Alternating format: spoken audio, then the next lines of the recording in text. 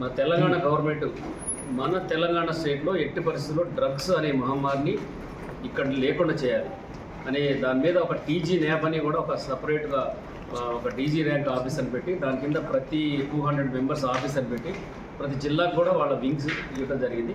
Same మా దగ్గర కూడా మేము కూడా ఆఫీసర్ ఇన్స్ట్రక్షన్ ప్రకారం తర్వాత గవర్నమెంట్ ఇన్స్ట్రక్షన్ ప్రకారం ఎక్కడ కూడా మన దగ్గర గంజాయి దొరకకుండా తర్వాత డ్రగ్స్ అనే దానికి ఎవరు కూడా చిన్న పిల్లలు కానీ ఎవరు కూడా దానికి అలవాటు పడకుండా ఉండాలని మేము ప్రతి ఏరియాలో అవేర్నెస్ క్యాంప్స్ పెడుతున్నాము, అవేర్నెస్ చెప్తున్నాము అందరికి కూడా.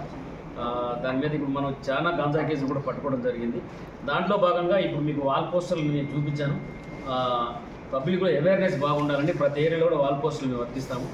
మీడియా ద్వారా నేను రిక్వెస్ట్ చేసేది ఏంటంటే ఫస్ట్ తల్లిదండ్రులు మనకు వాళ్ళ పిల్లలు ఏం చేస్తున్నారు, వాళ్ళ పిల్లలు కరెక్ట్గా ఇంటికి వస్తున్నారా లేదా, తర్వాత వాళ్ళు మంచి స్కూల్కి కాలేజీకి టైంకి పోతున్నారా లేదా, ఇంటికి టైంకి వస్తున్నారా లేదా, ఇవన్నీ కూడా గమనించాలి.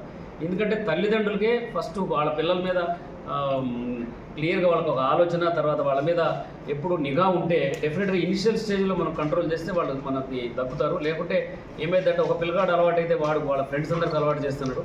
ఇది మీకు చాలా కాలేజీలో చూసినాం మేము. దీని మీద మీరు లాస్ట్ 1 year నుంచి మేము చాలా మీటింగ్స్ పెట్టి కాలేజెస్లో కూడా అవేర్నెస్ క్యాంప్స్ పెడుతున్నాము. తర్వాత మీ ద్వారా నేను చెప్తాను ఏంటంటే ఇది మన ఏరియా లేకుండా ఉండాలంటే ప్రతి ఒక్క మనిషిగా దీంట్లో ఇన్వాల్వ్ కావాలి. ఇన్ఫర్మేషన్ చెప్పాలి మాకు.